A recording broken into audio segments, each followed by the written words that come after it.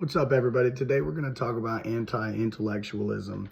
And 6 days ago, I didn't know what that word meant. And we're not so much going to talk about what it means. More so, we're going to talk about how it's impacted the church over the last couple hundred years. Now, J.P. Moreland went over 5 of them. I'm sure you read the book. I definitely did. And so forth. We're just going to talk about 2, the separation of the sacred and the secular, and then the loss of boldness in confronting the idea structures of our culture. So the separation of church and state definitely had a huge hand to play in the separation of the sacred and the secular. And one of my big problems was I grew up in a Baptist, KJV only, holier than thou, fire and brimstone style environment. And when I left church, there was nothing else in my life that was quite like it. So I didn't have anything to compare it to. Now that led me to not paying any attention to the sermons or bother asking any questions. That led to this anti-intellectualistic, I don't know if that's a real word, thing for me to just not even worry about studying it because it didn't look like I could apply it anywhere in my life. Now, if the separation of the sacred and the secular was the cause, then the effect was a society that's just cool with you doing whatever, worship whoever, praise whoever, do whatever you want. It's cool here. It's not my purview. But that's a contradictory way to think because it doesn't welcome ideas that disagree with them. So if you're comfortable with me worshiping whoever I want, then I worship the guy that's not comfortable with you worshiping whoever you want. All of a sudden that ideology crumbles under itself and you're no longer a part of that circle of allowed to-dos. Not to mention, I'm pretty sure most morals are derived from the Bible anyway.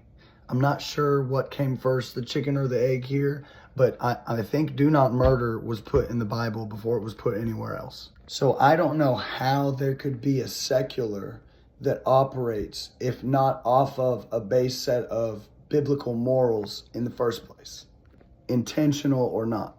Now, I think all 5 of these reasons, it's kind of one hand washes the other. One example helped aid in the demise of the second example and so forth. So the separation of the sacred and the secular definitely made this second option more possible to be an option, I should say, is the loss of boldness during the confrontation of the idea structures in our culture.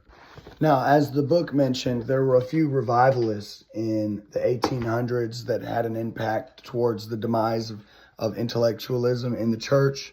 And basically what that did, that focused on getting as many people as they could. Let's strengthen numbers. But then when they got all those numbers, there wasn't anything following up after that. They were able to dish out the baby food that the Hebrews writer is talking about. But after they received the baby food and needed more, there was nothing else to give them.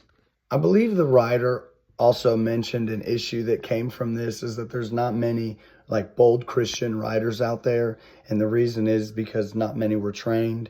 And with the style of thinking that I think this book is aiming for us to use with our minds, that would be the solution also. If there's not many writers or not many teachers in the Christian world, then we need to start teaching them so that the next generation won't be as failed as we are.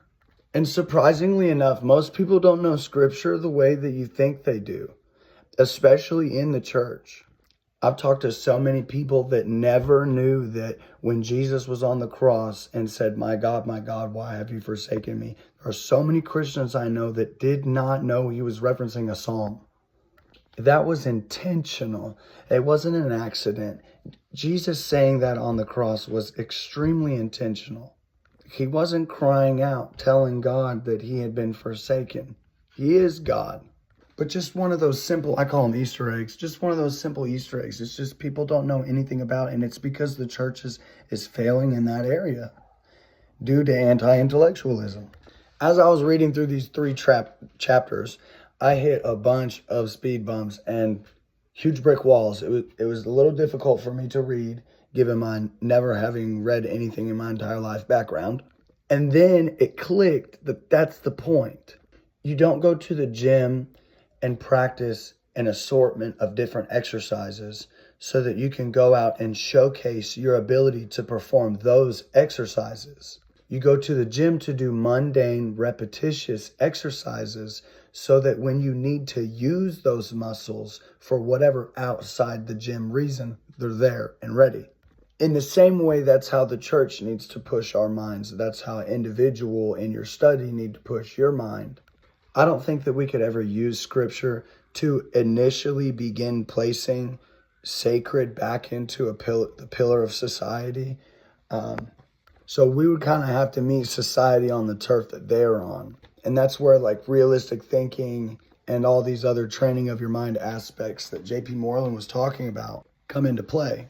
Well, we have to first explain to society that we just can't accept everything for what it is. Because there's things that refuse to accept everything for what it is, and they would count those out. So we have to form a new style of thinking in that area. And without an intellectual mind challenging an idea, everybody's going to dismiss you right away. Now, I haven't been deep diving reading scripture for very long at all, and it all kind of seems to make sense to me. It's got a decent bit of reason to it.